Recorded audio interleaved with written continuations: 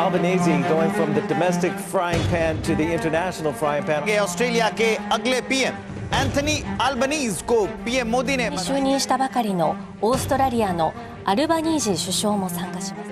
After a brutal 6-week election campaign and barely a day in the top job, Anthony Albanese is already rubbing shoulders with our most powerful friends in the Indo-Pacific. If you fall asleep while you're here, it's okay. Because I don't know how you're doing it, but... The Quad Group of democracies, Australia, Japan, India and the United States, aims to counter expanding autocracy. It is an honour that this is my first act.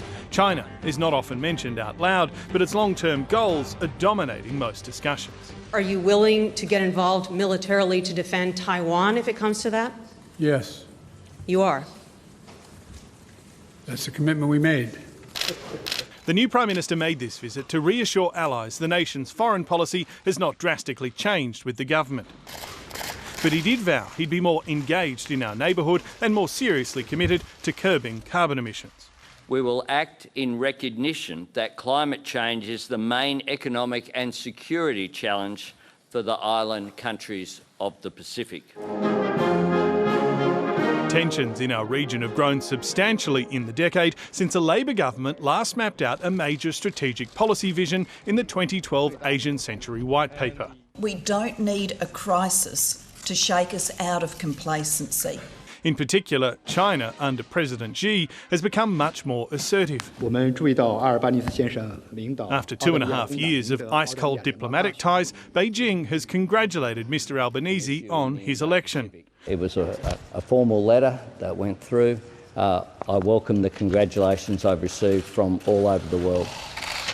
But with China committed to expanding its role in the Pacific, particularly in the Solomon Islands, all in Labor expect the relationship will continue to be a difficult one. I don't see any short-term change. Just as we saw in the US with the change from Trump to Biden, with all the partisanship across the US, China policy largely stayed the same. And we're going to see the same in Australia. Justin Bassey, the former Chief of Staff to the previous Foreign Minister Maurice Payne, is now the head of the influential Australian Strategic Policy Institute. You're a brave man. I am. He argues Anthony Albanese's announcement that Australia will host the next Quad leaders meeting is a vitally important signal to our region. Having such leaders in Australia talking about regional security, regional stability and countering malign authoritarian behaviour is very, very important. It would probably be the most important meeting in Australia in a generation. Back in Canberra, MPs and senators are still coming to terms with Saturday's election result. Labor appears to be closing in on a parliamentary majority of at least 76 seats, while the Liberals are discussing their future direction.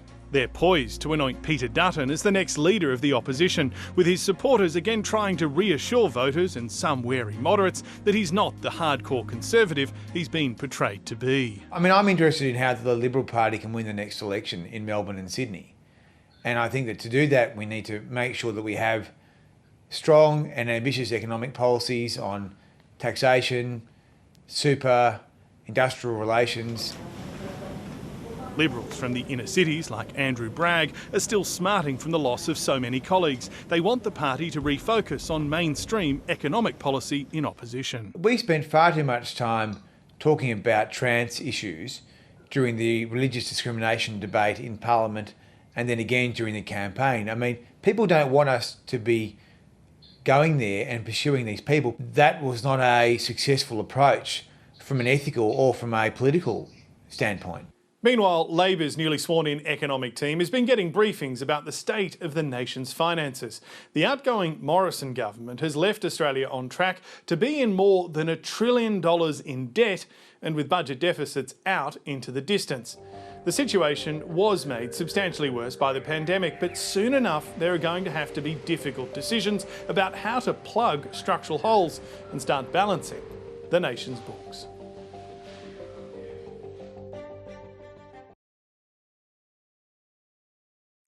Hi, I'm Lee Sales. Thanks for watching this story. If you'd like to watch more of 7:30's stories, they are on the left of your screen.